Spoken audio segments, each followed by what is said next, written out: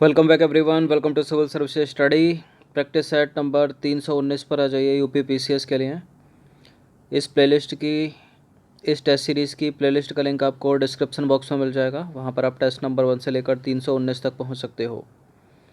ठीक है, चलिए स्टार्ट करते हैं। 2 से 3 सेकंड का टाइम मिलेगा एक प्रश्न को पढ़ने के बाद। अपना भी सोचना कि आंसर क्या होगा। फोकस करेंगे इंपॉर्टेंट ज्योग्राफी के प्रश्नों पर, वर्ल्ड ज्योग्राफी। चलिए क्वेश्चन नंबर 1 पर आ जाइए। स्कैंडिनेवियाई देश बताइए, इनमें से कौन कौन से हैं।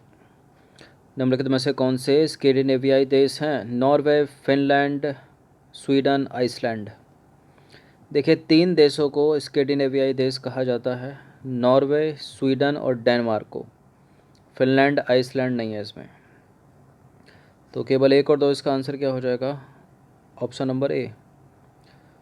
तो देखिए, नॉर्वे, स्वीडन और डेनमार्क को सम्मिलित रूप से स्कैंडिनेवियाई देशों के नाम से जाना जाता है।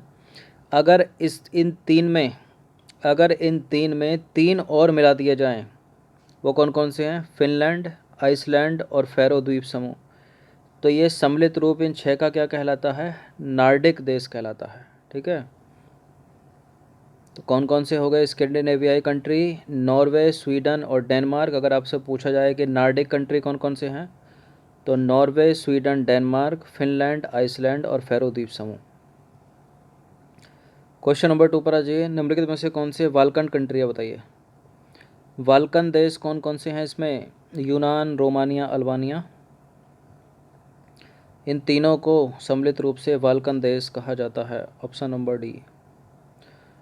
तो यूनान को, रोमानिया को और अल्बानिया को बाल्कन देशों के नाम से जाना जाता है, तथा लिथुआनिया, लातविया और एस्टोनिया को बाल्टिक राज्यों के नाम से जाना जाता है। ठीक है, तो बाल्कन और बाल्टिक राज्य अलग अलग कर लोगे ना। लिथुआनिया, लातविया, एस्टोनिया बाल्टिक राज्य, और बाल्कन देश कौन से हैं? यूनान, रोमानिया और अल्बानिया। क्वेश्चन नंबर 3 पर आ जाइए। 2 स्टेटमेंट है यहाँ पर। पहला स्टेटमेंट है, बोल्गा नदी यूरोप की सबसे लंबी नदी है। बोल्गा नदी यूरोप की सबसे लंबी नदी है। 3 स्टेटमेंट वाला, सॉरी। और दूसरा स्टेटमेंट क्या कहता है? बोल्गा नदी भूमध्य सागर में गिरती है। तीसरा स्टेटमेंट है, बोल्गा नदी की जो घाटी है वो गेहूं के उत्पादन और इमारती लकड़ी के उद्योग का प्रमुख क्षेत्र है। बताइए। देखिए, बोल्गा यूरोप की सबसे लंबी नदी है, करेक्ट है पहला वाला स्टेटमेंट। दूसरा स्टेटमेंट, ये भूमध्य सागर में गिरती है, गलत है, कैस्पियन सागर में गिरती है। ठीक है, और अगला क्या है? बोल्गा नदी की जो घाटी है गेहूं के उत्पादन और इमारती लकड़ी के लिए प्रमुख है। ठीक है, 1 और 3 इसका आंसर हो जाना चाहिए सी। 2 को एलिमिनेट कर दो। तो बोल्गा यूरोप की सबसे लंबी नदी है, इम्पोर्टेंट है बोल्गा। और यह नदी बलदाई पहाड़ियों से निकलती है और कहाँ गिरती है? कैस्पियन सी में। ठीक है, कैस्पियन सागर में गिरती है। अक्का, कामा और ऊझा इसकी प्रमुख सहायक नदियां हैं। बोल्गा नदी की जो घाटी है वो गेहूं के उत्पादन और इमारती लकड़ी के उद्योग का प्रमुख क्षेत्र है। डेन्यूब नदी यूरोप की कितनी राजधानियों से होकर गुजरती है? डेन्यूब नदी यूरोप की कितनी राजधानियों से होकर गुजरती है बताइए। 5, 10, 2 या 3? 5 राजधानियों से होकर गुजरती है डेन्यूब नदी। तो डेन्यूब नदी यूरोप की 5 राजधानियों से होकर गुजरती है। ये 5 देश तथा उनकी राजधानियाँ निम्नलिखित हैं। बुखारेस्ट रोमानिया की राजधानी है। बेलग्रेड यूगोस्लाविया की राजधानी है। बुडापेस्ट हंगरी की राजधानी है। और ब्राटिस्लावा स्लोवाकिया की राजधानी है। और वियना ऑस्ट्रिया की राजधानी है। तो देखा जाए तो बुखारेस्ट, बेलग्रेड, बुडापेस्ट और ब्राटिस्लावा और वियना, इन राजधानियों से होकर गुजरती है डेन्यूब नदी यूरोप की। क्वेश्चन नंबर 5 पर आ जाइए। निम्नलिखित में से कौन सा रूस का सबसे ऊंचा पर्वत शिखर है? पर्वत शिखर की जगह चोटी भी पूछा जा सकता है, एक ही बात है। ठीक है, अब पर्वत शिखर है यानी इसका कोई ना कोई पर्वत भी होगा। तो काकेकस पर्वत है रूस में, उस काकेकस पर्वत की ये सबसे ऊंची चोटी है, सबसे ऊंचा पर्वत शिखर है। इसका नाम है एल्ब्रुस। क्या नाम है? एल्ब्रुस। तो एल्ब्रुस रूस का जो है सबसे ऊंचा पर्वत शिखर है या पर्वत चोटी है। यह काकेकस पर्वतमाला पर स्थित है।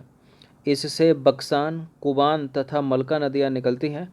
और हालांकि यह एक मृत ज्वालामुखी है। ठीक है, फिर भी वैज्ञानिकों का मानना है कि इसके नीचे मैग्मा का भंडार उपस्थित है। क्वेश्चन नंबर 6 पर आ जाइए। 2 स्टेटमेंट वाला प्रश्न, बताना कि इनमें से कौन सा करेक्ट होगा। मैनचेस्टर संयुक्त राज्य अमेरिका का प्रसिद्ध कपड़ा उत्पादक राज्य है। तुरिन को इटली का मैनचेस्टर कहा जाता है। देखिए, विश्व स्तर पर जो मैनचेस्टर है ना, वो यूनाइटेड किंगडम में है, ना कि संयुक्त राज्य अमेरिका में। इतना आपको पता होना चाहिए। अगर ल्यूसेंट तक भी पढ़ी होगी तो आपने, कपड़ा उत्पादक के लिए फेमस है, सही है वो, लेकिन यूनाइटेड किंगडम में, इसलिए गलत है पहला स्टेटमेंट। तुरिन को इटली का मैनचेस्टर नहीं कहा जाता, गलत है दूसरा वाला। दोनों के दोनों गलत हैं। डी है इसका आंसर, कोई नहीं। तो देखिए, जो मैनचेस्टर है ना, मैनचेस्टर वो यूनाइटेड किंगडम का प्रसिद्ध कपड़ा उत्पादक राज्य है, ना कि अमेरिका का।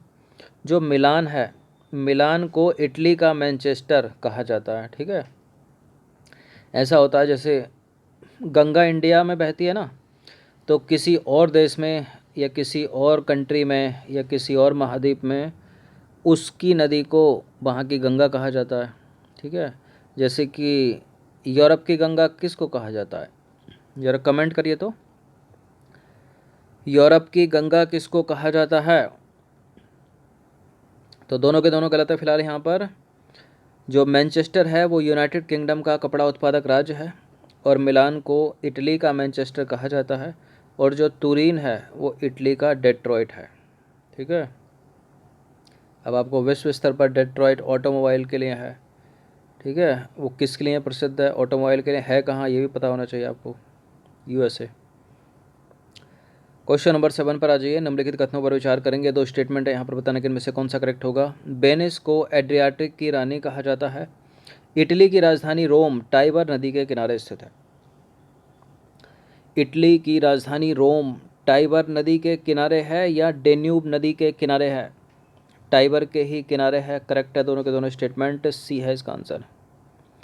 तो देखिए, वेनिस को जो है एड्रियाटिक की रानी कहा जाता है, तो पहला वाला करेक्ट हो गया। इटली की जो राजधानी रोम है वो टाइबर नदी के किनारे स्थित है, दूसरा करेक्ट हो गया, दूसरा करेक्ट हो गया। क्वेश्चन नंबर सी पर आ जाइए। किस नदी को इटली की गंगा कहा जाता है? पो नदी को। ठीक है, तो पो नदी को इटली की गंगा कहा जाता है। फ्रांस की सीमा किस देश से नहीं मिलती है? अब आप सोच रहे होंगे कि यूपी पीसीएस का ये टेस्ट सीरीज़ है, ये मान लो एग्ज़ाम में ये प्रश्न आ गया तो फ्रांस पढ़ना पड़ेगा, बिल्कुल पढ़ना पड़ेगा।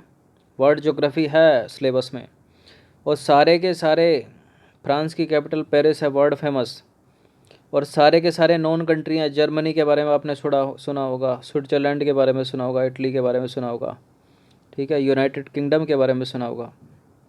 तो पता तो होना चाहिए ना कि फ्रांस से कौन कौन कंट्री सीमा बनाते हैं। देखिए, इटली बनाता है, स्विट्ज़रलैंड बनाता है, जर्मनी बनाता है, लेकिन यूनाइटेड किंगडम नहीं बनाता।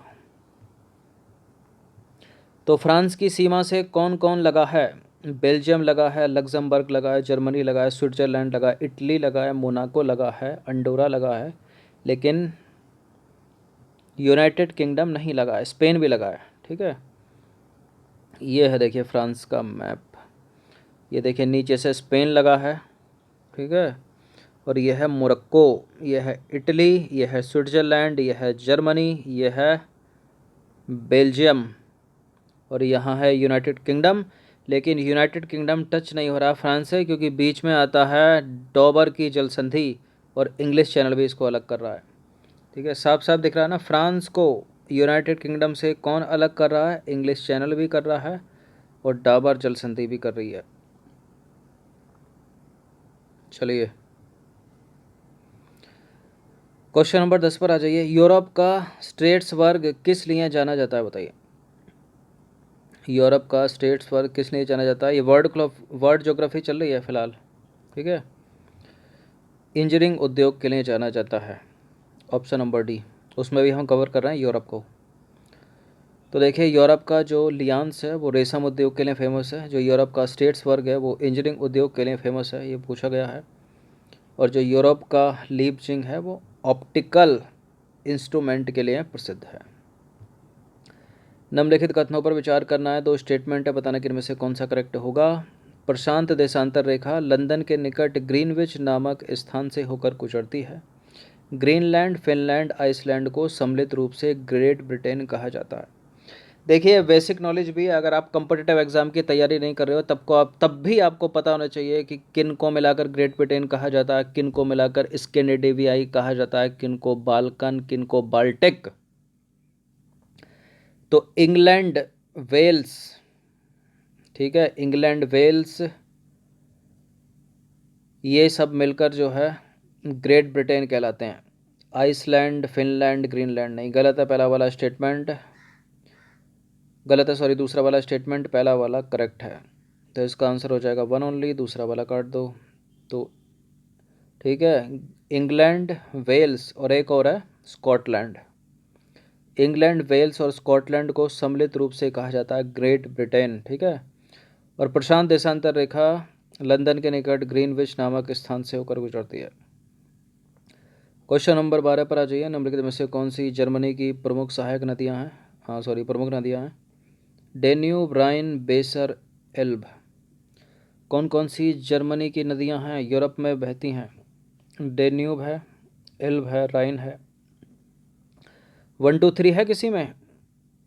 ये है तो, लेकिन बेसर भी है, ठीक है। 1 2 3 4 सभी सही हो जाएगा। इस तरह का अगर कोई क्वेश्चन पूछा जाता है, एक नोन या 3 नोन एक अननोन है, तो अधिकतर चौथा वाला ऑप्शन सही हो जाता है इसमें। तो डेन्यूब नदी, ओडर नदी, एल्ब नदी, बेसर नदी, राइन नदी तथा हम्स जर्मनी की प्रमुख नदियां हैं। इसमें अगर हम डेन्यूब को छोड़ दी जाए तो सारी की सारी नदियां उत्तर की ओर बहती हैं। जर्मनी के ब्लैक फॉरेस्ट और हार्ज पर्वत किस पर्वत के उदाहरण हैं? बताइए। ज्वालामुखी पर्वत, ब्लॉक पर्वत, वलित पर्वत या अवशिष्ट पर्वत? जर्मनी का ब्लैक फॉरेस्ट और हार्ज पर्वत ब्लॉक पर्वत के उदाहरण हैं। इसको ब्लॉक पर्वत को एक चीज़ और बोलते हैं, भ्रंश पर्वत बोलते हैं इसको, भ्रंश पर्वत, ठीक है। वलित लगाकर गलत मत कर देना इसको। तो जर्मनी के ब्लैक फॉरेस्ट और हॉर्ज पर्वत ब्लॉक पर्वत के उदाहरण यानी भ्रंशोत्स। नंबर 14 पर आ जाइए। जर्मनी में राइन तथा रूर नदी के बीच का क्षेत्र निम्नलिखित में से किसके उत्पादन के लिए प्रसिद्ध है? राइन और रूर नदी के बीच का क्षेत्र किसके उत्पादन के लिए प्रसिद्ध है? सोना नहीं है, पेट्रोलियम नहीं है, यूरेनियम नहीं है, कोयले के उत्पादन के लिए। तो जर्मनी में राइन और रूर नदी के बीच का क्षेत्र कोयला उत्पादन के लिए प्रसिद्ध है। क्वेश्चन नंबर 15 पर आ जाइए। रूस के संदर्भ में निम्नलिखित कथनों पर विचार करना है। 2 स्टेटमेंट है, बताने के इनमें से कौन सा करेक्ट होगा। पहला स्टेटमेंट है, अमूर नदी रूस तथा चीन के मध्य सीमा बनाती है और ट्रांस साइबेरियन रेलमार्ग विश्व का सबसे लंबा रेलमार्ग है जो रूस के एक पार्ट को दूसरे पार्ट से जोड़ता है। करेक्ट है दोनों के दोनों स्टेटमेंट यहाँ पर। यह भी एक इम्पोर्टेंट प्रश्न है। रूस जो क्षेत्रफल की दृष्टि से पूरे संसार में सबसे बड़ा है, ठीक है, चीन के साथ एक नदी सीमा बनाती है, वो इम्पोर्टेंट हो जाती है, मोस्ट इम्पोर्टेंट अमूर नदी। भाई ट्रांस साइबेरियन रेल मार्ग तो आप छोटी क्लासों से पढ़ते आ रहे होंगे। फिलहाल ये दोनों के दोनों करेक्ट हो जाते हैं। स्टेटमेंट सी है इसका आंसर। तो अमूर नदी रूस व चीन के मध्य सीमा बनाती है। और बात करें ट्रांस साइबेरियन रेल मार्ग की, तो ये संसार का सबसे लंबा रेल मार्ग है। यह रूस के औद्योगिक प्रदेशों को आपस में जोड़ता है, ठीक है।